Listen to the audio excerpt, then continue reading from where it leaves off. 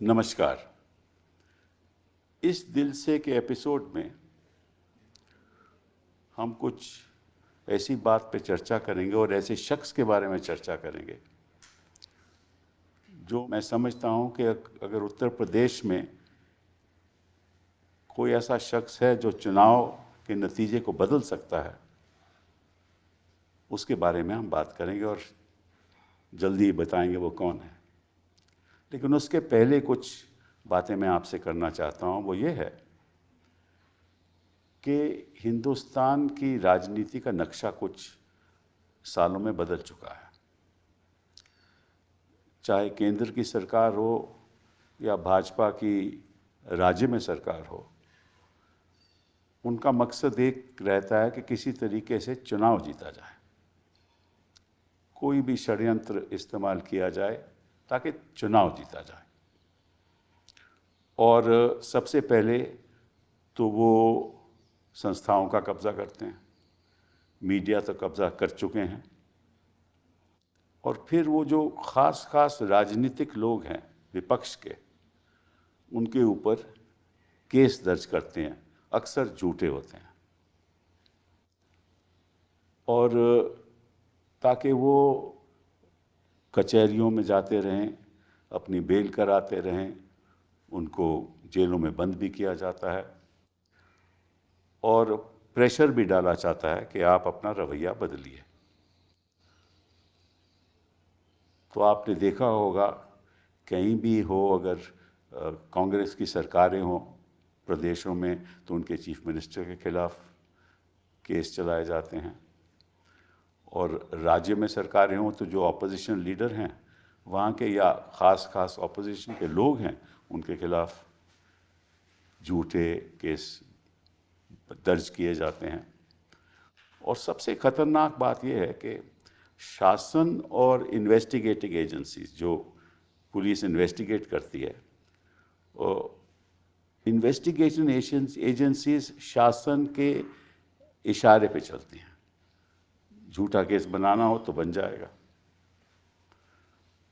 और केस अगर नहीं भी दर्ज होना हो, उस लायक नहीं भी हो, तो फिर भी दर्ज होगा, एफआईआर दर्ज हो जाएगी, फिर निश्चित रूप से उसकी इन्वेस्टिगेशन होगी और झूठ बयान लेकर एक चार्जशीट भी फाइल हो जाएगी। पर वो लड़ता रहे इतनी देर में।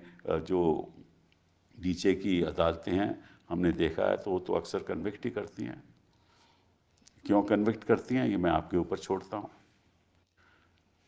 लेकिन ऐसे ही राजनीति में ऐसा बदलाव आया है कि लोकतंत्र को बहुत भारी खतरा है, और हम दिल से के एपिसोड में कुछ ऐसी बातें आपसे, कुछ ऐसी बातों पर चर्चा करेंगे, कुछ कानून के किस्से आपको कुछ एपिसोड्स में दिखाएंगे और उसकी असलियत आपको बताएंगे, ताकि आपको भी ये ज्ञान हो जाए कि किस तरह से हमारी राजनीति चल रही है।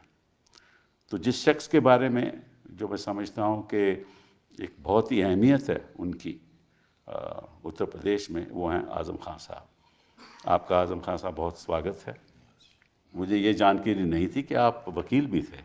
आपने 1974 में अलीगढ़ मुस्लिम यूनिवर्सिटी से लॉ भी पास किया, और आप स्टूडेंट पॉलिटिक्स में भी रहे, आप एएमयू के जनरल सेक्रेटरी भी थे, और मुझे ये भी नहीं मालूम था कि आप इमरजेंसी में आप जेल भी गए।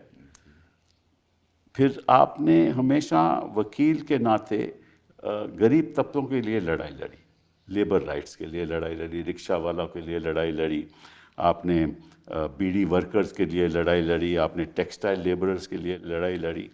फिर आप जब पॉलिटिक्स में आए तो आप तो फाउंडर रहे समाजवादी पार्टी के, सुना है आप फाउंडर रहे मुलायम जी के साथ। और इस बीच जब आपने 10 बार रामपुर में चुनाव भी जीता, 10 बार, कहने की बात है। ज्यादा होंगे क्योंकि बीवी भी जीती अच्छा, ओके। और बेटा भी जीता। बेटा भी जीता, उसी कॉन्स्टिट्यूंसी से मैं एमपी भी हुआ। एमपी भी बने आप, तो हाँ। इस तरह 13-14 और बार, राज्य सरकार में आप बहुत अहम मंत्री भी रहे। 4 बार। हाँ, तो आपने मतलब कि आपका जो राजनीतिक जीवन है, वो मैं समझता हूँ कि मेरी उम्र से ज्यादा है। आपकी उम्र से ज़्यादा।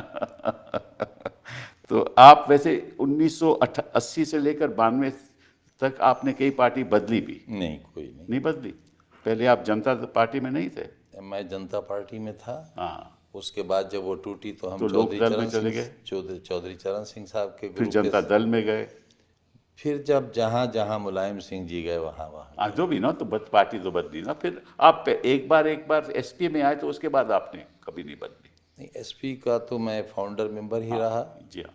और जब बेगम हजरत महल पार्क में एक बहुत तारीखी सम्मेलन हुआ जिसमें समाजवादी पार्टी बनने का ऐलान हुआ, तो उसका संविधान भी मैंने ही रखा था। अच्छा। और उस दिन मैंने बताया था कि मेरी अपनी ज़ाती हैसियत क्या होगी पार्टी में और हिंदुस्तान में।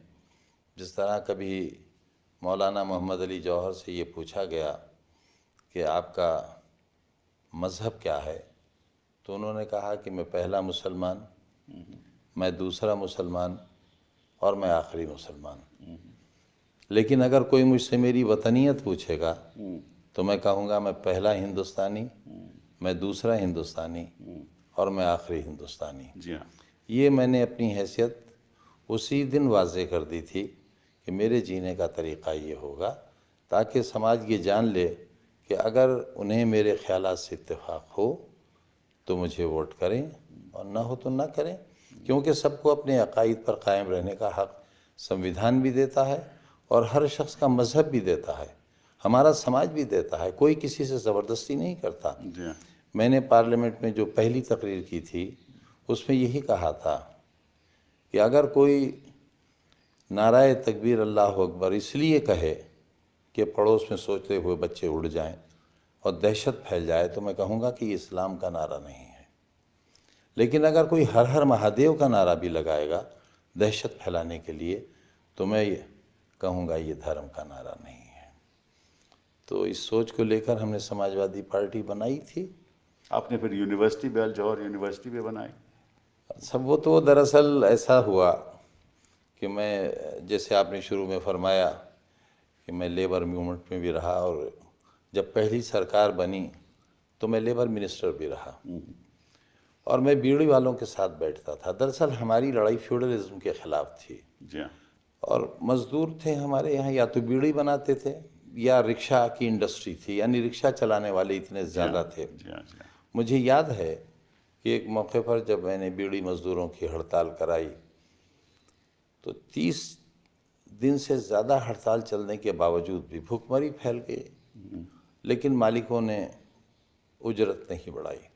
मैंने जब उनसे रिक्वेस्ट करी कि एक पैसा, उस ज़माने में एक पैनी होती जी थी, हाँ, होती थी। हाँ। एक पैनी बढ़ा दीजिए, तो मालिक ने कहा कि हम बढ़ा तो देते, लेकिन इस पैनी बढ़ाने से मज़दूर की हिम्मत बढ़ जाएगी। इत्तेफाक ये हुआ कि जब अगला इलेक्शन हुआ, सरकार बनी और मैंने उन्हीं मालिकों से 45 रुपया बढ़वाए थे अरे वाह। मजदूरी के। और इनकलाब ये था कि जहाँ बीड़ी की ब्रांचेस होती थी, जहाँ बीड़ी बनती थी, वहाँ तंबाकू, पत्ता, गंदगी सब कुछ होता था।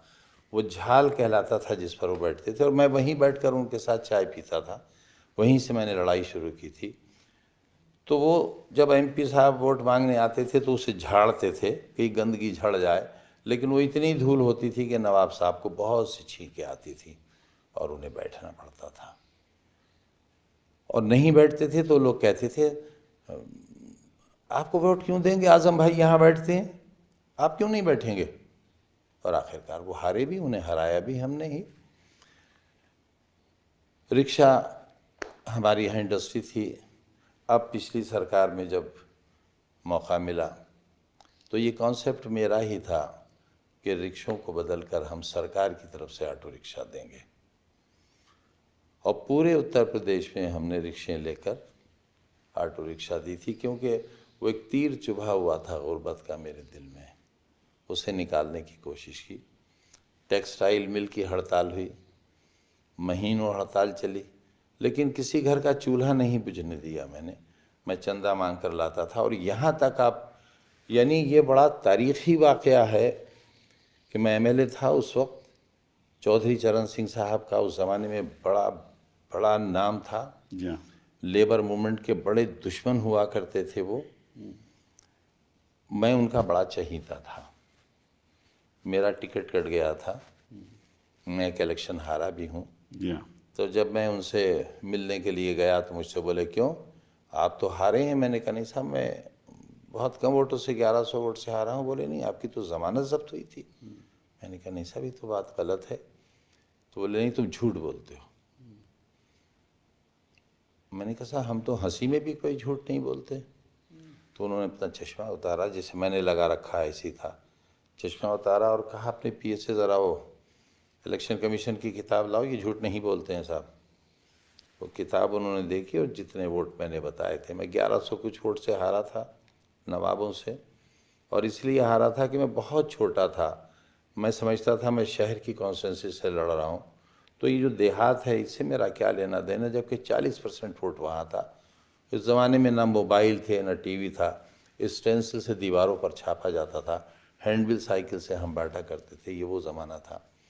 तो जब उन्होंने देखा तो कहा अच्छा, ज़िलाध्यक्ष झूठ बोल गया।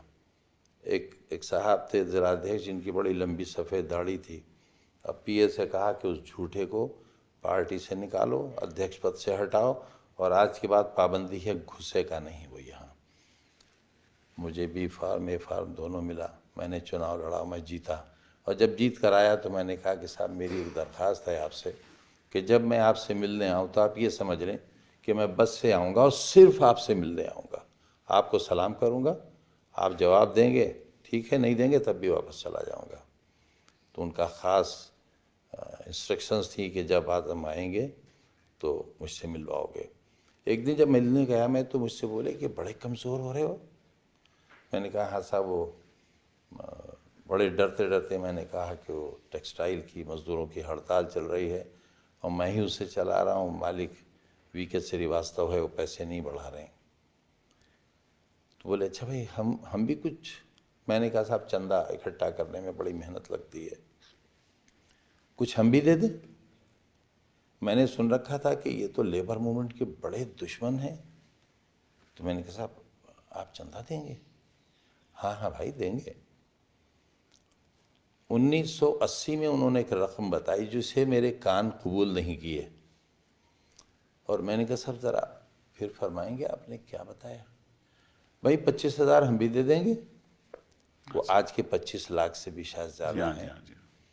वो 25,000 में छोटा सा ब्रीफ केस लेके जाता था जिसमें एक जोड़ा कपड़े होते थे, उसमें रखे। लेकिन उस वक्त लोग थैला छीन कर भागते नहीं थे। तो मैं बस से आया और वो पैसा लगाया मैंने, उसमें से तकरीबन 11,000 कुछ रुपए बच गए। ये पैसा वो बड़े मुबारक हुए वो पैसे। हड़ताल तय हो गई और 45 रुपए की मांग थी हमारी, 47 रुपए दिए गए। लेकिन मालिक की ये शर्त थी कि इसका ऐलान आप नहीं करेंगे, नवाब साहब करेंगे। मैंने कहा मज़दूर को मिल जाए, नवाब साहब भी कर दें। ऐलान उन्होंने किया था। तो जब ये पैसे मैं वापस लेकर आया तो मुझसे दफ्तर में सब ने कहा कि भाई इसमें का बेवकूफ़ पहली बार आया है। हमारी पेशी हुई चौधरी साहब के सामने। वो फर्श लगा था, होता था, चादर बहुत गाँव तकिए, बहुत हसीन पर्सनालिटी थी उनकी, लंबी चूड़ीदार पाजामा, शेरवानी, सफ़ेद टोपी। बोले क्यों, कैसे आए? मैंने कहा साहब वो आपके पैसे बड़े मुबारक साबित हुए, हड़ताल का फैसला हो गया, हमारे हक़ में हुआ और ये पैसे बचे हैं। भाई क्यों लाए? भाई तो हमने तुम्हें दिए थे। मैंने कहा नहीं साहब, आपने मुझे नहीं दिए थे, हड़ताल को दिए थे। तो बोले अच्छा भाई देखो, ये वापस तो लेंगे नहीं। मधुलिमय जी का बाई इलेक्शन चल रहा था, तो बोले इनकी तरफ से डोनेशन में शामिल कर लें पैसा। तो इस तरह गरीबों से जुड़ा रहा और वो एहसास आज भी मेरे अंदर जिंदा है। लेकिन आपने स्टूडेंट पॉलिटिक्स भी की और इमरजेंसी में सुना है कि आप जेल भी गए। जी, मैं तो पौने उसके 2 बारे में साल बताएंगे रहा। कुछ? पौने 2 साल रहा। दरअसल एक बहुत बड़े आदमी थे, वो एग्जीक्यूटिव काउंसिल के मेंबर हुए थे, यूनुस खान साहब, मोहम्मद यूनुस खान हाँ साहब। हाँ, वो जानते हैं, सब लोग जानते अब वो अफ़गानिस्तानी पठान थे। मेरे नाम में पता नहीं बड़ों ने खां क्यों लगा दिया था, ये तो मुझे नहीं मालूम। लेकिन हाँ, उनका मालूम है कि वो वाकई नस्ली पठान थे। उस साल कुछ ऐसा हुआ कि मैं भी मेंबर था, यूनियन का सेक्रेटरी होने के नाते, एग्जीक्यूटिव काउंसिल का, एकेडमिक काउंसिल का मैं भी मेंबर था। एम खुसरो वाइस चांसलर हुआ करते थे। मीटिंग हो रही थी और उस साल मुसलमान बच्चे बहुत बड़ी तादाद में बड़ी अच्छी परसेंटेज लेकर आए थे। वो एक इत्तेफाकी साल था। मैं चाहता था कि यूनिवर्सिटी के इख्तियार में था सेक्शंस बढ़ा दिए जाएं। यूनुस खान ने उसकी मुखालिफत की। स्टूडेंट्स ने पूरा कैंपस घेर रखा था, हज़ारों स्टूडेंट थे। डर ये था क्लैश ना हो जाए। तो मैंने वीसी से कहा कि इस मसले को हल कर लीजिए, आपको सिर्फ एक मीटिंग बुलाना है और मसला हल हो जाएगा। आप फर्स्ट क्लास जिन की आई है उनको दाखिला दे दीजिए, आप कोई सिफारिश मानिए मत। तो यूनुस खान ने कुछ हल की बात कही, तो जाहिर है हल की बात का भारी जवाब देना ज़रूरी था। वो नाराज़ हो गए। चंद रोज़ पहले ही हमने यूनियन में उनको इस्तकबालिया दिया था, लाइफ मेंबर बनाया था। तो सबसे पहले तो ज़ाहिर है पठान आदमी थे, उन्होंने लाइफ मेंबरशिप से इस्तीफ़ा दिया, वो मैंने एक्सेप्ट कर लिया। बस वो सरगंजा हुआ कि चील कौवों को हमारा सर मिल गया। उसी वक्त इमरजेंसी लग गई और यूनुस खान साहब ने हमें गिरफ़्तार कराया। और गिरफ़्तारी भी बहुत शानदार हुई, बहुत शानदार गिरफ़्तारी हुई। कितने साल रहे आप जेल? मैं साहब 2.25 साल तकरीबन रहा। पहले अलीगढ़ जेल में रहा, अच्छा। DIR में जब मेरी ज़मानत हो गई। और उन्होंने मुझे गिरफ़्तारी के बाद एक ऐसी कोठरी में रखवाया जिसमें, वो कोठरी मेरे नसीब का हिस्सा बनी हुई है, जिसमें सुंदर डाकू रहता था जिसे बाद में फांसी हुई थी। तो बड़ी तकलीफ़देह कोठरी थी, ज़मीन के अंदर थी और 24 घंटे में थोड़ी देर निकाला जाता था। पेशाब पखाना भी, एक कुंडली उसमें राख पड़ी होती थी। और ये मेरे 2 दाढ़ें नीचे और 2 दाढ़ें इधर की बिल्कुल नहीं है। मुझे आज भी खाना खाने में बहुत तकलीफ़ होती है। जो नाश्ते में हमें चने दिए जाते थे या मुझे, वो इतने सख्त होते थे कि चना नहीं टूटता था, दाढ़ टूट के निकल जाती थी। तो 20 दिन बाद मेरे लिख कर देने पर कि मैं अंधा हो जाऊंगा यहाँ के अंधेरे से, तब मुझे बैरिक में शिफ्ट किया गया। और ये भी एक अजीब बात है कि इल्ज़ाम क्या था आपके खिलाफ? सब देशद्रोह का था। तो उस समय क्या देश, आप तो स्टूडेंट थे, मैं देशद्रोही का LLM फाइनल सेमेस्टर का स्टूडेंट था, क्या यूनियन का देशद्रोही सेक्रेटरी पड़ी था। थी? अब ये तो यूनुस खान साहब बता सकेंगे या उस वक्त की सरकार बता सकेगी। बाद में फिर जब DIR में ज़मानत हो गई तो मीसा सर हुआ हम पर। और मीसा जब हुआ तो जाहिर है माँ तो माँ होती है। माँ जब मिलने के लिए आई तो एक बड़ा सा मिरर आया। एक रूम में पहले से उन्हें बैठा दिया गया, एक रूम में मैं था, और मिरर में माँ को दिखा दिया गया और माँ को मुझे दिखा दिया गया। जाहिर है ये वो लम्हे थे। एक तो ये वाक़या बड़ा दर्दनाक ज़िंदगी में गुज़रा। और एक जब इस बार मैं रामपुर जेल से बीवी को वहीं रोक लिया। पिछली बार हुआ ये था कि हम तीनों को सीतापुर जेल भेजा गया था। तो मैं और अब्दुल्ला दोनों एक छोटी सी कोठरी में रखे गए और बीवी को ज़नानी बैरिक में भेज दिया गया। लेकिन थे एक जेल में तो थोड़ा इत्मीनान था कि महफूज हैं। लेकिन इस बार सरकार ने ये तय किया कि ये तीनों एक जगह थे तो मिल लेते थे। लाओ इस दिल के टुकड़े हज़ार हुए, कोई यहाँ गिरा कोई वहाँ गिरा, इन टुकड़ों को भी मुंतकिल कर दिया जाए। तो बीवी को वहीं रोका और हम दोनों को बाहर लाया गया जेल से। रात के 3:30 बजे हमें सोते से उठाया गया। अब ये लम्हे ऐसे हैं, अगर जिसके औलाद होगी उसे दर्द होगा मेरी बात से, कि जब मेरे लिए अलग गाड़ी और एक बहुत बड़ी सी गाड़ी में अब्दुल्ला को जब कहा तो मैंने पूछा अधिकारियों से कि भाई ये आप क्या कर रहे हैं, मेरे साथ भेजिए, आप कहाँ लिए जा रहे हैं, अलग अलग कैसे? तो उन्होंने कहा नहीं साहब आप अलग जाएंगे, ये अलग जाएंगे, इनकी अलग जेल है, आपकी अलग है। तो मैंने पूछा मैं कहाँ की जेल में हूँ और ये कहाँ? उन्होंने कहा ये आपको रास्ते में या पहुँच कर पता चल जाएगा। मैं सुन रहा था जेल में कि एनकाउंटर्स हो रहे हैं और बहुत दिल में अजीब सी कैफियत हुई। और उस वक्त जब हम दोनों गले मिल के जुदा हुए तो मैंने कहा बेटे ज़िंदगी रही तो मिलेंगे और नहीं मिली तो ऊपर मिलेंगे। मुझे लगता नहीं था कि हम मिल पाएंगे।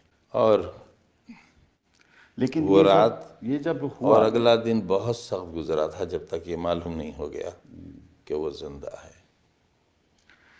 ये बताइए कि ये सब आपके खिलाफ जो होने लगा ये 2017 के बाद हुआ, जी क्योंकि जब सरकार बदली जी और नई सरकार बनी उत्तर प्रदेश में, तो ये सब मुकदमे आपके खिलाफ किए गए। और मैं कुछ देख रहा था कि एक मुकदमा किया गया कि आपने जो अली जौहर यूनिवर्सिटी है उसने किसानों के ज़मीन पे कब्जा कर रखा है।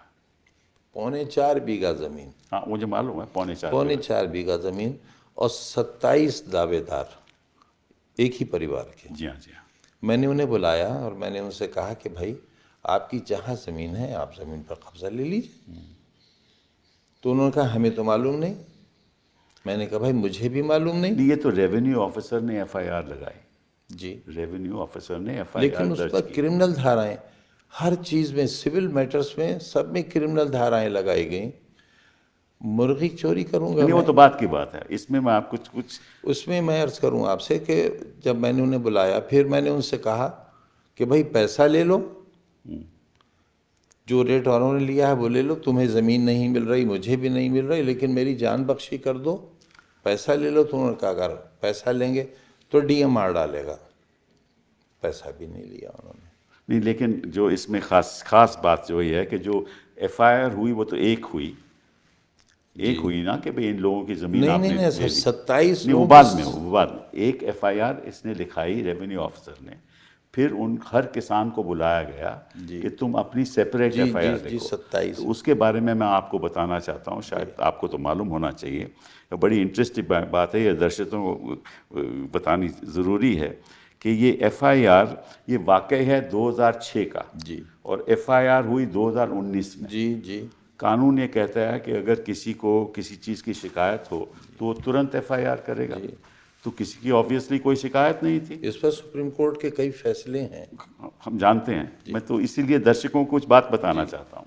तो ये एफआईआर 13 साल बाद हुई, जी और उसमें इंटरेस्टिंग बात यह है कि कब हुई ये, 13 जुलाई 2019 में पहली हुई जी 4:56 पे, फिर 13 जुलाई 5:47 पे, जी फिर 14 जुलाई 1:21 पे, फिर 15 जुलाई 11:14 पे, फिर 16 जुलाई को 1 2 3 4 5 6 7 8 एफआईआर हुई, और उसका टाइम है 22:22, दैट मीन्स 10:22, फिर 10:34, फिर 10:44, फिर 10:42, फिर 11:02, फिर 11:11, फिर 11:18। मतलब कि 13 साल के बाद इन किसानों को उसी टाइम ख्याल आया कि हमें 8 एफआईआर उसी दिन उसी जगह करनी है। क्या ये अमलन संभव है ये संभव हो कि ही नहीं सकता। मिनटों के अंदर एफआईआर लिखी जाएं? इसका मतलब कि इन लोगों ने, इसीलिए मैं ये सवाल आपसे पूछ रहा और था।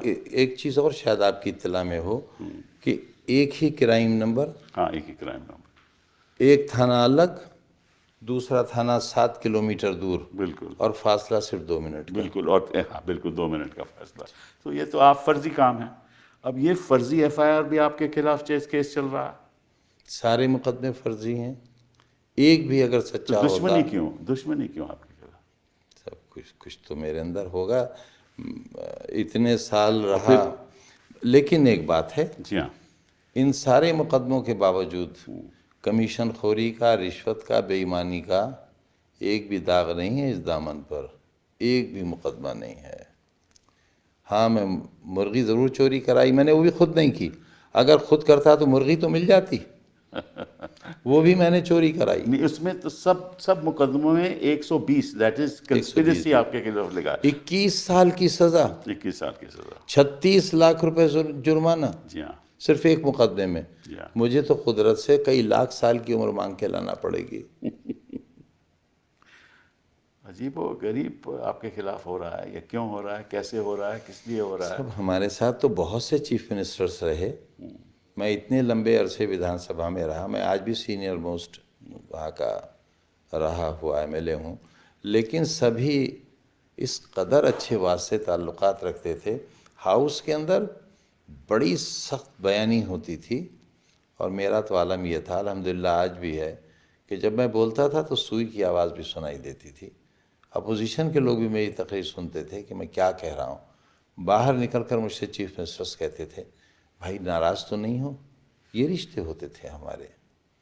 1980 का दंगा हुआ या मुरादाबाद में, Vishwanath Pratap Singh chief minister, opening speech मेरी, और क्या आलम था। हिंदुस्तान टाइम्स ने लिखा था उस दिन, हेडलाइन थी, a heart rending speech in Uttar Pradesh Vidhan Sabha. मुझसे, मैं जब तकरीर करके बैठा तो विश्वनाथ प्रताप सिंह जी खड़े हुए और बोले, आपने जो कुछ कहा है बिल्कुल सही है, ये आप रिकॉर्ड से चेक कर सकते हैं। या मैं मुजरिम हूँ, मेरी सज़ा तजवीज़ कीजिए। मैं एकदम खड़ा हुआ और मैंने कहा कि आपकी सज़ा ये है, और बल्कि शुरू मैंने यूँ किया कि ये आपकी शराफत और जमहूरियत की जीत है कि एक मुख्यमंत्री अपने जुर्म का इकरार कर रहे हैं और अपनी सज़ा पूछना चाहते हैं। तो सिर्फ आपकी सज़ा ये है कि आप अभी अपने इस्तीफे का ऐलान कर दीजिए। तो पूरा हाउस रूलिंग पंजों पर खड़ा हो गया, हाउस एडजॉर्न हो गया, मैं बाहर आ गया। लेकिन बाहर निकलते ही हाथ मिलाया, जो करवाहट जो आज बनी कुछ हुई नहीं, है, कुछ भी तसव्वुर नहीं। बल्कि हम तो अपनी जेबों में पर्चे रखते थे, किसी के ट्रांसफ़र का, किसी की बीमारी का। हाउस में लड़ाई, और बाहर जैसे चीफ मिनिस्टर निकले, उन्होंने हाथ बढ़ाया, हमने हाथ में 2 पर्चियाँ दे दी, वो उसी वक्त काम हो जाता था। तो लड़ाई का तो हमें फ़ायदा होता था, क्योंकि उस वक्त नफ़रतें नहीं थी, हिकारत नहीं थी, एक दूसरे को जलील नहीं करते थे, बर्बाद नहीं करते थे। आज एक और किस्सा है आपके बारे में। एक आरोप लगा है और उसका भी वाक़या 2016 का है, और एफआईआर हुई 2019 में, जिसमें कहा गया कुछ लोगों ने कि आपने, आपके लोगों ने, आप नहीं, आपके लोगों ने आके उनके घर ढा दिया।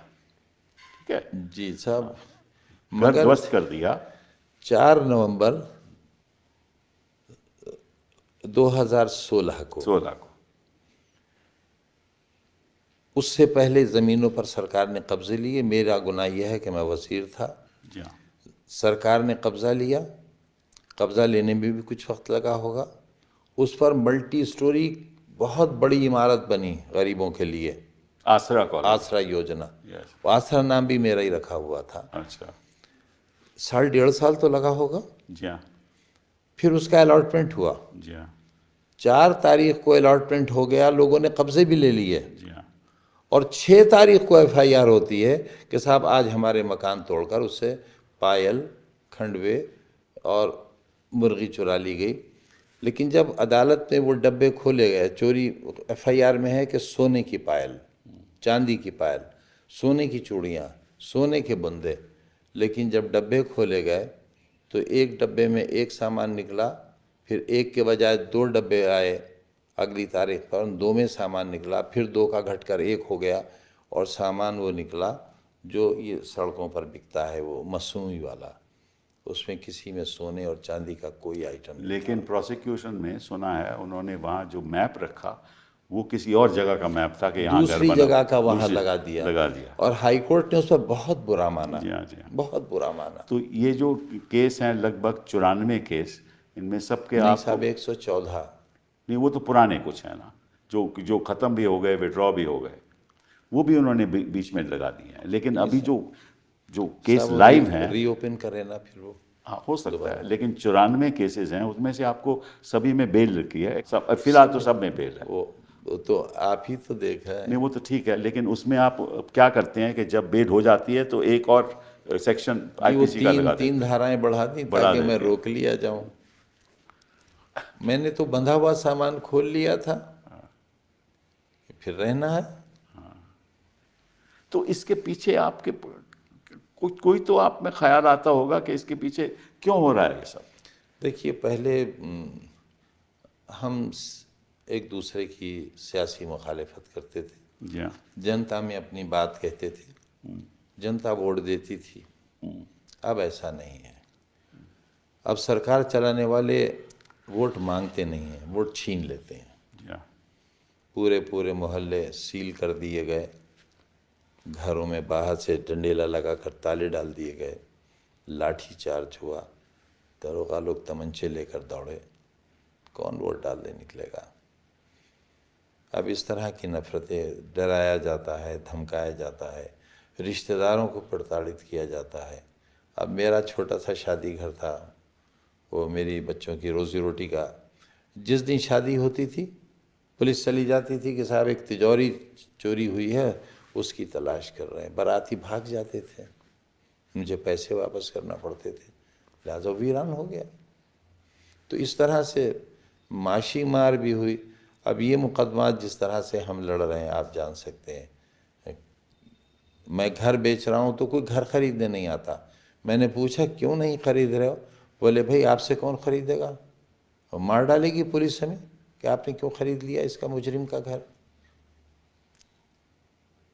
एक केस जौहर यूनिवर्सिटी पे भी था कि भैया कोई म्यूनिसिपल कॉरपोरेशन के कोई मशीनें थी, वो क्या केस था ज़रा बताइए।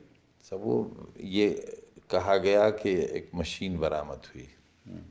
कौन सी मशीन, किस किस्म की? ये जो धूल साफ करती है, अच्छा, छोटी मशीन थी।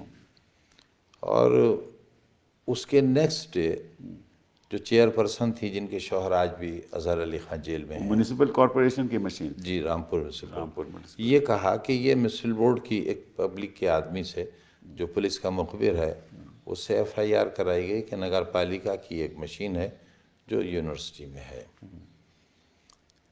हमसे कोई मतलब नहीं, अगर आप कोई चीज़ लाकर रख देंगे तो हम कोई जिम्मेदार थोड़े ही हैं।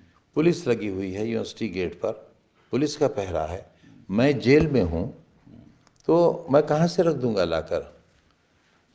वेरी नेक्स्ट डे चेयरपर्सन का स्टेटमेंट आया, उन्होंने कहा कि नगर पालिका की जितनी मशीनें थीं उन सब की मौजूदगी है, उन सब की ये रसीदें हैं, मौके पर आप देख सकते हैं। ये मशीन इस नंबर की हमारे यहाँ कभी आई ही नहीं, ना ये हमारी है जिसे आप हमारी कह रहे हैं। इनको पता कैसे चला कि ये मशीन यहाँ है? साहब तो गैब का हाल है, उनको मालूम रहता है। नहीं नहीं, ऐसा नहीं हुआ। उनको ये कि कोई दो लड़के कुछ जुआ खेल रहे थे, उनको पकड़ा गया। वो बच्चे तो बेचारे ताश खेल रहे मैं बता रहा हूँ, वो ताश खेल वो रहे थे, ताश खेल रहे वो जी, पकड़े गए। जी। उनको जब गिरफ्तार किया गया तो उन्होंने ये बात बताई कि अरे इस साहब, जगह पे ये जमीन, इस जमीन पे ये मशीन है। ना उन्होंने कहा, वो तो पुलिस जो चाहे लिख मैं ले। ये कह रहा हूँ ना। और फिर उन्होंने कहा कि यहाँ कब्र खोदी गई और ये मशीन कब्र में अच्छा, आप ये डाल दी बताइए। गई और उसकी काट दिया गया मशीन को। अब कौन बैठेगा मैंने मशीन जब काटने? अपना दामन फैलाया तो सोने चांदी से भर गया, नोटों से भर गया। मैंने उससे अपने लिए सोने चांदी के कंगन नहीं खरीदे। इतनी बड़ी यूनिवर्सिटी बनाने वाला इतना घटिया काम करेगा? नहीं, वो मशीन काटेगा कहाँ से, काटेगा कैसे? साहब वही तो बताएंगे। तो बर्डन ऑफ प्रूफ तो उन पर है, लेकिन बताना मुझे पड़ रहा है। पर ऐसे केस में आपकी गिरफ्तारी हो रही है, आपको बेल नहीं मिल रही, अदालत बेल नहीं दे रही, अदालत सुनवाई नहीं करती, अब होगा क्या? आपको एक मज़ेदार मुकदमा और आपके पास आएगा। मैं चौथी बार वज़ीर हूँ, जेड सिक्योरिटी है मेरे पास। बीवी मेरी उस वक्त एसोसिएट प्रोफेसर थी। वज़ीर रहते हुए, बीवी सर्विस में होते हुए, जो शख्स बीड़ी सिगरेट नहीं पीता है, मैंने शराब की दुकान लूटी है जनाब, अच्छा, और 16,900 रुपया गले से चोरी किया मैंने और मेरी बीवी ने। My God. उस डकैती में भी मुलजिम है साहब। रोइए जार जार क्या और कीजिए हाय हाय क्यों। तो ये इस बीच आपने, क्योंकि आप कितनी अरसे जेल में रहे और खैर मुकदमे तो हम लोग लड़ते ही रहे, लेकिन आप समाजवादी पार्टी के साथ क्या बातचीत रही इन 2-4 सालों में? अच्छा, इसमें बेचारे मेरा क्या कर सकते थे, मेरी क्या मदद कर सकते थे, सिवाय इसके कि मेरे लिए दुआ करते, मेरे लिए बयान देते। वो बयानात मेरे हक़ में आते रहे, आज वो भी लोग आते मुझसे हैं। जेल में मिलते रहे। अभी अखिलेश जी ने कहा कि ये सारे बेकसूर और सारे फर्जी मुकदमे जी, आपने उठा कई लिए। बार कह चुके हैं कि हम ये वापस लेंगे, लेकिन मैं चाहूँगा ये कि जब भी कभी सरकार आए तो उस हद तक मेरा दामन बेदाग हो, मैं मुजरिम की हैसियत के हाउस में न जाऊँ। जी हाँ, जी हाँ। तो मेरे कोई एक और भी मुकदमा आपके खिलाफ चला कि भाई 2004-5 में या बाद में, 19 साल बाद FIR हुई। हाँ वो तो खैर मालूम है कि आप अपनी गाड़ी से जा रहे थे, उस समय आप मिनिस्टर थे, तो किसी ने गाड़ी रोक ली तो आपने बदतमीजी की और आपने बदसलूक किया अधिकारियों के साथ, पुलिस मैं अधिकारियों के अर्ज करता हूँ वाक़या ग़ालिबन ये दिसंबर का आखिरी दिन था और नए साल की शुरुआत साथ। थी। किस साल की बात हो रही है ये? मुझे एग्जैक्टली सारी याद नहीं। तन्हाई की इतनी रातें गुजारी हैं 5 बरस एक कोठरी में कि याददाश्त पे बहुत असर पड़ा है।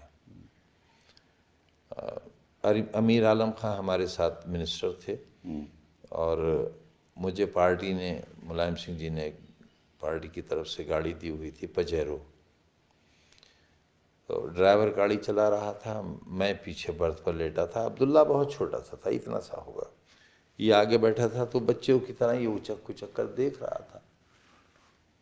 एक रात पहले सीआरपी के गेट पर फायरिंग हुई थी, कहा गया था कि आतंकवादियों ने हमला किया। वहाँ एक साहब एसएसपी थे, उनसे जाहिर है जब हम राजनीति में हैं तो अधिकारियों से तो हमारी लड़ाई होगी ही, वो जो फैसले लेंगे उसके खिलाफ हमें उनके कुछ करना है, वरना फिर हमें हमारी ज़रूरत क्या है। वो मुझसे नाराज़ थे। वो फिर वो डीआईजी हो गए थे। मुझे कुछ नहीं मालूम बैकग्राउंड में क्या है। पजेरो अपनी रफ्तार से चली जा रही है। मुजफ्फरनगर जाना था, मुझे 10-11 बजे तक पहुंचकर वलीमे में शरीक होना था कि एकदम अब्दुल्ला ने मुझे उठाया कि बब्बा बब्बा उठिए, देखिए देखिए बड़ी बड़ी पुलिस है, बड़ी पुलिस है। मैंने देखा कि कतार में कोई पुलिस बात खड़ी है हाँ। और सब राइफल्स बिल्कुल ताने हुए हैं अच्छा। और इस तरह रोड ब्लॉक की है कि गाड़ी निकल सके। यानी आपको अगर लगाना है ब्लॉक करने के लिए तो आप पूरी सड़क रोकेंगे, या लेकिन इस तरह लगाया कि गाड़ी निकल सके। उनका ख्याल ये था कि मैं मिजाजन थोड़ा सख्त आदमी हूँ इन मामलात में, तो मैं रुकूंगा नहीं, अच्छा। और जब रुकूंगा नहीं तो उनके पास जवाज़ होगा फायर ओपन करने का। मैंने गाड़ी रोक ली, शीशा उतारा। एक सम खान करके ही इंस्पेक्टर थे, उसके छजलैट थाना मुरादाबाद ज़िला, नंगा रिवाल्वर हाथ में खुला हुआ उनके, मेरे सीने पर उन्होंने तान कर कहा कि गाड़ी से उतरिए। अच्छा। तो मैंने कहा भाई कसूर तो बताइए। तो उन्होंने कहा रेडियोग्राम है ये, और ये रेडियोग्राम ये था कि काले रंग की डार्क ग्रीन कलर की गाड़ी थी, कि काले रंग की गाड़ी आ रही है रामपुर की तरफ से, जिसमें आतंकवादी भी हो सकते हैं। वैसे वैसे यानी मुझे मारने के लिए क्या जस्टिफिकेशन था। लिहाजा मैं उतरा और मैंने ड्राइवर से कहा कि बच्चे को लेकर खेतों में दूर चले जाओ ताकि अगर फायरिंग हो तो बच्चा बच जाए। अच्छा। और मैं सड़क के पास फुटपाथ थी, फुटपाथ के पीछे जो ज़मीन थी वहाँ मैं पालथी मारकर बैठ गया। मैंने कहा नहीं, मैं अंदर नहीं जाऊँगा। ज़ोहर की नमाज से लोग बाहर निकल रहे थे। उन्होंने जिसने भी देखा, अरे आज़म भाई अस्सलाम वालेकुम, आप कैसे? मैंने कहा भाई रोक लिया है। वो लोग जमा होने लगे और काफ़ी लोग हो गए। सारे एमएलएज मुरादाबाद के आ गए, फिर डीएमएसपी दोनों आए। अच्छा। और फोटो हैं कि उन्होंने मुझसे कहा कि साहब इससे गलती हुई, ये आपको पहचाना नहीं। अच्छा। मैंने कहा नहीं साहब, इसने तो मेरा नाम लेकर मुझसे पूछा, लेकिन फिर भी आप क्या चाहते हैं?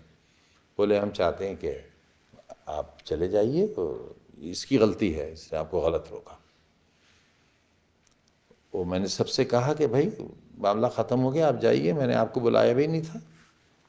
सारे लोग चले गए और मैं इस ख्याल से कि शाम हो गई है, वलीमा ख़त्म हो गया होगा, मैंने कहा चलो यार दिल्ली चल रहे हैं, एक दिन आराम करेंगे और फिर रामपुर आएंगे। यूपी भवन गया, वो कमरे में जैसे टीवी ऑन किया, पट्टी चल रही थी आज़म खां पर, फला फला धाराओं में मुकदमा दर्ज हो गया। उसमें साहब सज़ा हो गई मुझे, मेरी मेंबरशिप चली गई। हाँ, मुझे मालूम है। और देखिए मेरी मेंबरशिप अभी अभी हुक्म हुआ, उसी वक्त इलेक्शन कमीशन ने सीट वैकेंट डिक्लेयर कर दी, हाँ, बस तुरंत और ही इलेक्शन 5 हो गया। घंटे बाद नया इलेक्शन डिक्लेयर कर हाँ, दिया। मुझे मालूम है। मगर साहब ऐसा भी हुआ है इसी देश में, कभी होता ही नहीं, लेकिन ऐसा भी हुआ है कि बड़ा नाम है, अब मैं नाम नहीं लूँगा, एक गलती से मैंने ले दिया था, कि जब उनके खिलाफ ये फैसला हुआ तो वो डिस्ट्रिक्ट कोर्ट गए वहाँ खारिज हुआ, हाई कोर्ट गए वहाँ खारिज हुआ, सुप्रीम कोर्ट से रिलीफ मिलने तक ना तो एक्शन। आप आजम खां हो ना, हाँ साहब, तो आपकी हैसियत है, आप आजम देखिए खां हो। मेरा हक, आपकी वजह से उत्तर प्रदेश का चुनाव के नतीजे भी बदल सकते हैं। आपकी इतनी अहमियत तो है ना बिल्कुल समाज में, आप मालूम, सबको मालूम है कि आप मुस्लिम कम्युनिटी मुर्गी के बकरी चोर, नहीं, किताब चोर, नहीं, किताब कौन चोर, मानता है? फर्नीचर आपने चोर। आपने गाय की जो घंटी होती है गले की, वो भी कहते हैं आपने चुराई। सब असल में दुख इस बात का है कि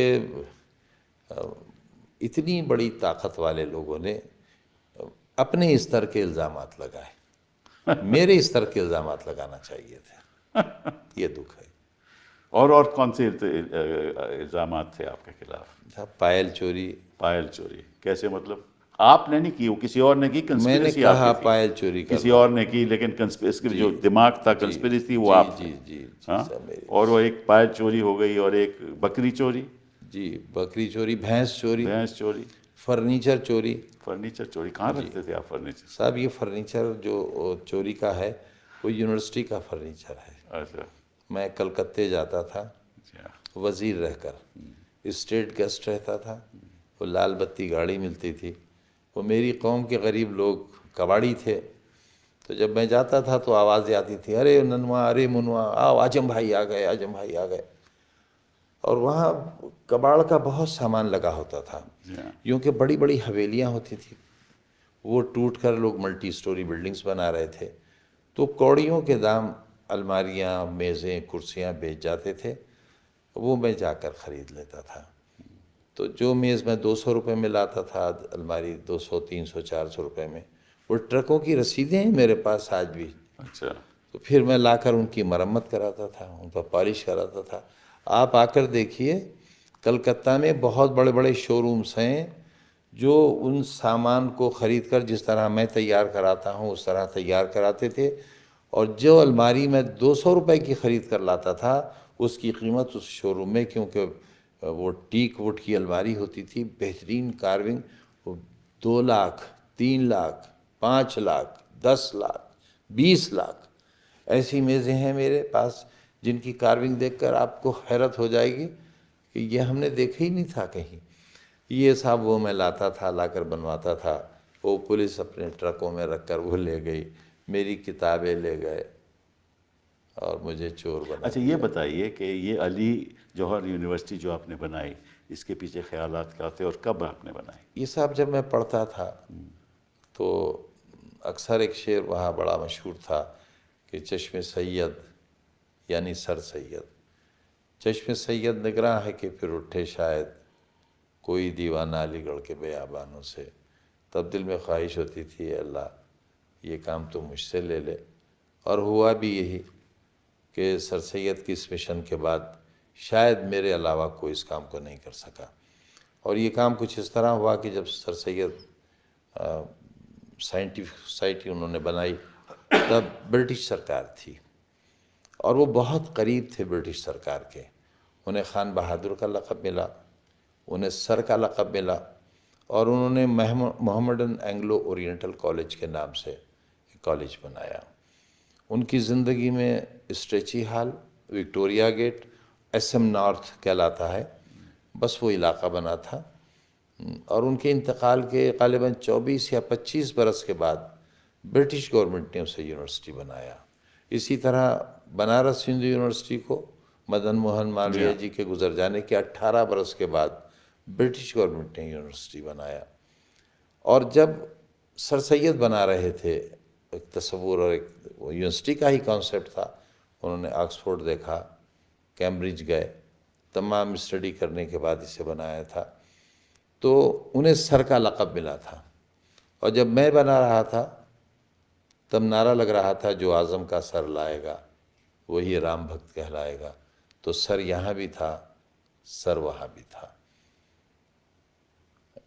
तो आप बच्चों को फ्री और फ्री एजुकेशन देते नहीं हैं? नहीं साहब, बहुत नॉमिनल फ़ीस लेते हैं। हमारे स्कूल CBSE बोर्ड के स्कूल थे, और एक नवाबीन की इमारत थी जो बिल्कुल खंडहर हो गई थी, बहुत पैसा चंदा करके मैंने उसको बनाया था।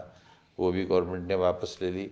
99 ईयर्स लीज पर थी 2 इमारतें और बहुत तो लीज सस्ता। कैंसिल हो गई, वो स्टे भी हो लीज गया। कैंसिल हो गई और हमारा जितना सामान था वो भी नहीं दिया।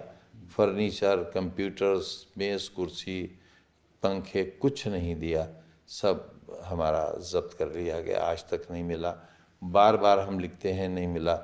मेडिकल कॉलेज से हमारा बहुत सामान चोरी हुआ।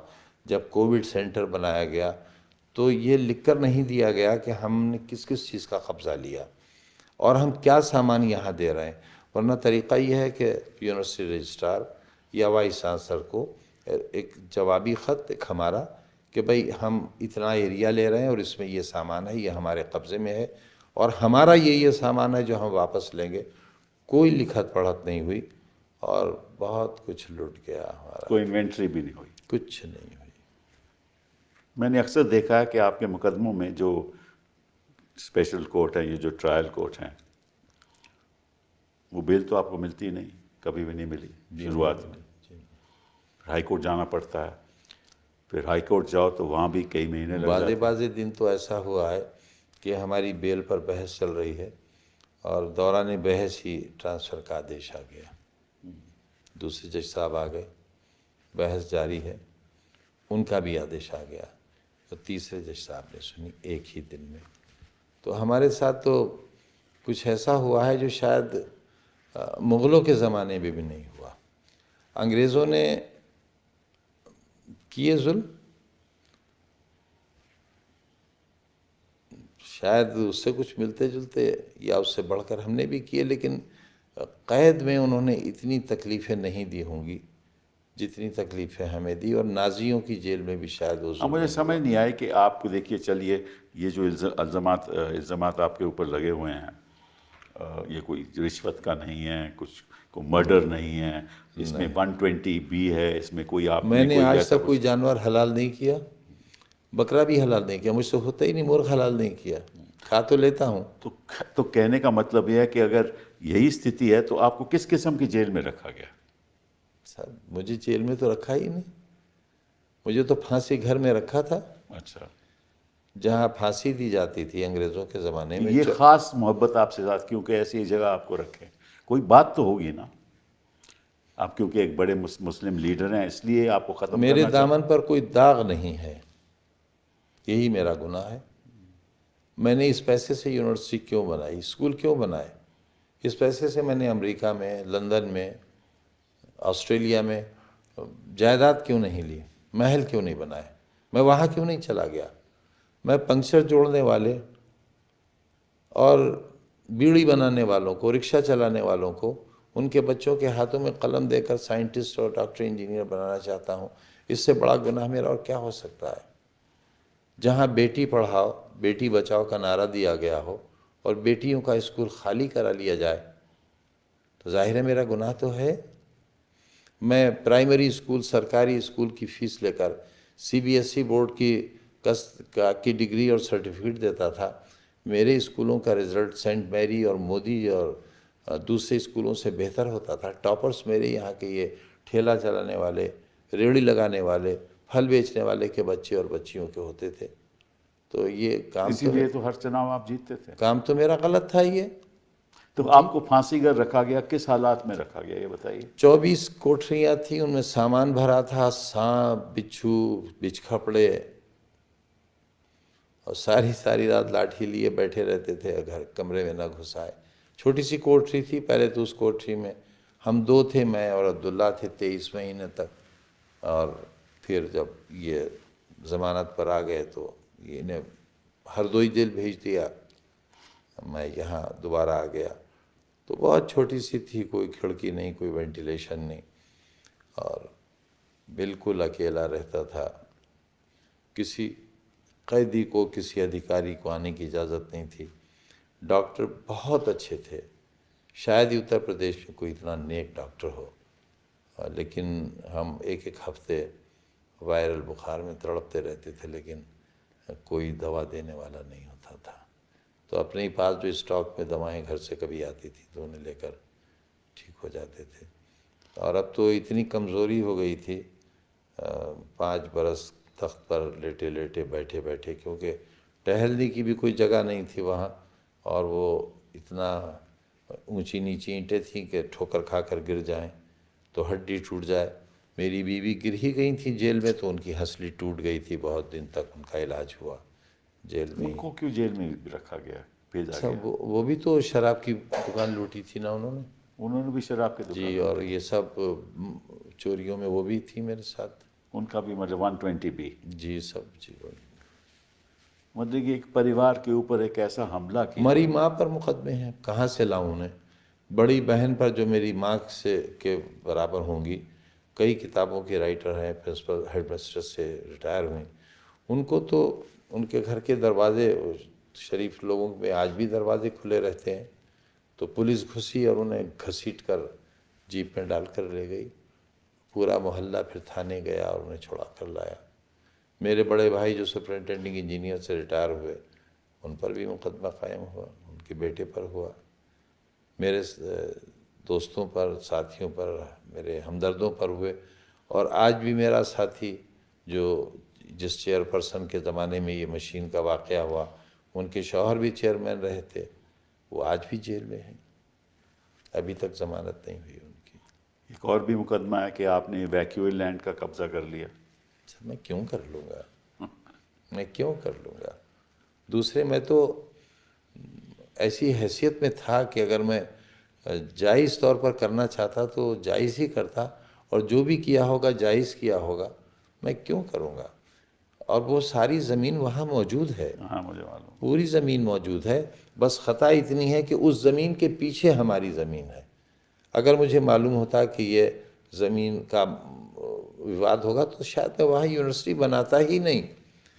और ये गलती भी इसलिए हुई कि एक डीएम थे हमारे यहाँ, वो मेरी कबीले के थे, मेरी मज़हब के थे, और उनकी जान ख़तरे में थी, तब मैं उन्हें डीएम बना कर ले गया था। वो बहुत विवादित थे, उन्होंने बहुत ज़्यादतियाँ की थी अपने डीएम रहते हुए प्रतापगढ़ में। उन्हें ले गया था मैं, उन्होंने सजेस्ट की थी ये ज़मीन कि यहाँ ले लीजिए, ये बाकी कस्टोडियन लैंड है, ये आपको अलर्ट हो जाएगी, मैं बहैसियत डीएम आपकी सिफारिश करूँगा। उन्होंने सिफारिश की, और मैं इत्तेफाक से उस वक्त जब उसका आदेश मिल रहा था ज़मीन के अलॉटमेंट का, तो बम्बई के कस्टोडियन ऑफिस में मैं बैठा हुआ था। वो अधिकारी भी सिंह साहब थे। वो ऑर्डर टाइप हो रहा था, उस वक्त की कंप्यूटराइज मशीनें नहीं थी, तो सिंपल टाइपराइटर से ऑर्डर टाइप हो रहा था।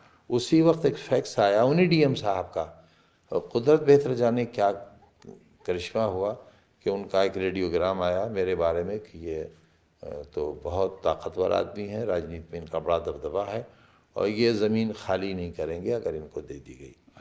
चुनाचे उन्होंने कहा अधिकारी ने कि भाई, अगर आदेश आने के बाद ये आया होता तो शायद मैं इसे न मानता, लेकिन अब मेरा ज़मीर इजाज़त नहीं देता, और हम वापस चले आए थे। तो हमारे पास तो ना वो ज़मीन थी, ना वो ज़मीन है हमारे पास, ना हमें ज़रूरत है उसकी। तो इसके अपनी ही पीछे हिस्ट्री की इसके बहुत ज़मीन पीछे है। ऑब्वियसली जो सोच है वो केवल राजनीति की है कि आप जैसे विपक्ष के नेता को किसी तरीके से ख़त्म करना, उसके राजनीतिक जो फ्यूचर है उसको ख़त्म करना, कैसे और अपने बेटे के कैसे आप फ्यूचर मेरे को। साथ चलिए, हाईवे पर चलिए। मैं कल का ही बता रहा हूँ, मैं तो इलाज के लिए आता हूँ बार बार दिल्ली। कल मैं एक गाड़ी बदलने के लिए गाड़ी से उतरा, तो दोनों तरफ गाड़ियाँ रुक गई, और अपनी गाड़ियों से उतर कर लोग आ गए, कोई हाथ मिलाने, कोई नमस्ते करने, कोई हाथ मिलाने, कोई सेल्फी लेने।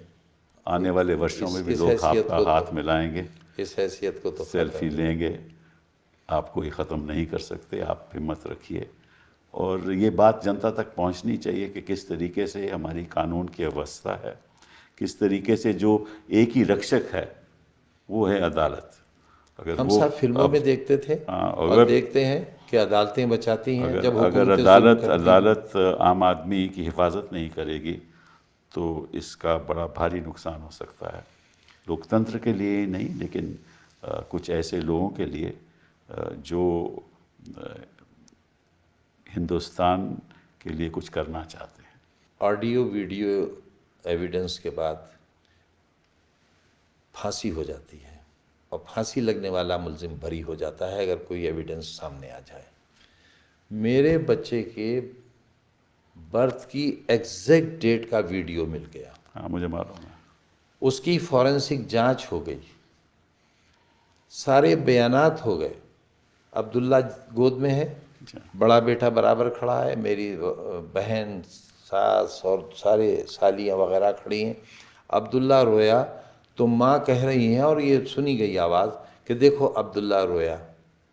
तो क्योंकि जब पेट में था माँ के, तो मेरी बीवी ने दुआ की थी अल्लाह से कि अल्लाह अगर मेरे बेटा हुआ तो मैं उसका नाम अब्दुल्ला रखूँगी। तो उसका तो पेट में ही नाम अब्दुल्ला था। मैंने अदालत में कहा, जज साहब ने कहा सरकारी वकील से, अरे भाई अब क्या रह गया? तो हम समझे कि हम शायद साबित करने में कामयाब हो गए कि पर इसमें तो फोर्जरी का केस बन ही नहीं सकता, क्योंकि जो डॉक्यूमेंट बर्थ सर्टिफिकेट है वो आपने थोड़ी ना बनाया नहीं है। नहीं साहब, हमसे क्या हाँ, मतलब, पासपोर्ट आपने थोड़ी ना बनाया, हमसे तो क्या फोर्जरी मतलब, से क्या मतलब है? बट हमसे क्या एनीवे, मतलब। ये एक दौर होता है आदमी की ज़िंदगी में जहाँ ऐसे मुश्किलें सामने आती हैं, लेकिन लेकिन ऊंचे ऊपर की अदालतों से हमें बहुत राहत मिली, ये आपके बात ज़रिए मिली। हम बैठे ही शायद इसलिए हैं, वरना इस वक्त भी हम तख्त पर लेटे होते अपने। मैंने इसलिए आपको बुलाया था, लेकिन जो असलियत है ये देश की जनता को मालूम नहीं, और ये देश की जनता तक मैसेज पहुंचना चाहिए कि ये केवल एक ही उदाहरण नहीं है। मेरे ख्याल से कई उदाहरण हैं हिंदुस्तान में जहाँ झूठे मुकदमे। पता नहीं लोग मेरे बारे में क्या सोचते होंगे, मैं कितना बड़ा आदमी हूँ। हाँ हाँ। मैं गली में रहता हूँ, और जिस वक्त आईटी रेड हुआ है, दीवारें कूद कर आए हैं, उस वक्त भी 2-2 फीट पानी था घर में, बरसात का मौसम था। मेरे पास जनरेटर आज भी नहीं है। वो लोग कहते थे अरे इतना बड़ा नाम, वो दिखावे के लिए एसी लगे थे, उनका एसी चला, मैंने कहा साहब आप चला दो। पानी नहीं था, बाल्टियां भर भर कर लाते थे, पैरामिलिट्री के लोग थे, उनके साथ फीमेल पुलिस भी थी। बड़ी बड़ी मशीन लेकर आए थे, जांचें करेंगे। नोट गिनने के लिए 8-10 मशीनें आई थीं। सुनार लखनऊ से आया था मशीन लेकर, 11,500 मेरे पास, ना 3,500 मेरे पास, 11 अब्दुल्ला सबसे रईस निकले, 11,000 कुछ उसके पास। और मेरे बड़े बेटे की टेबल पे 500-600 रुपये थे, और बीवी के पास 100 ग्राम सोना था, क्योंकि सब कुछ ख़त्म हो चुका था हालात के तहत। तो वो अधिकारी इतने शर्मिंदा थे, इतने शर्मिंदा थे कि जब वो सर्टिफिकेट दे रहे थे तो मैंने कहा कि आप पर कोई इल्ज़ाम ना आ जाए, आप थोड़े दीवारें तोड़कर और देख लीजिए, और फर्श तोड़ लीजिए, आप पूरा घर गिरा दीजिए, मैं आपको लिख कर देता हूँ कि ना मैं कोई मुआवजा मांगूंगा, ना मैं आपसे शिकायत करूँगा, लेकिन आप मुझे इतने अच्छे लग रहे हो, मेरी वजह से आप पर कोई आँच ना आए, आप इस घर को बुलडोज़र मंगा कर गिरा दो। तो उनका बुलडोज़र तो यहाँ ही नहीं सकता, हमारी तो कार नहीं आ सकी, और हम जानते हैं क्या हो रहा है आपके साथ। चलिए आजम खान साहब, बहुत बहुत धन्यवाद आपका, आप यहाँ आए बहुत और शुक्रिया, बहुत शुक्रिया। अपनी जो जो दर्दनाक कहानी है दर्शकों के सामने रखी, और देश की जनता को ये पता लगना चाहिए कि कानून की व्यवस्था क्या है आज के दिन। बहुत ख़तरनाक दौर से हिंदुस्तान आगे बढ़ रहा है। बहुत बहुत धन्यवाद।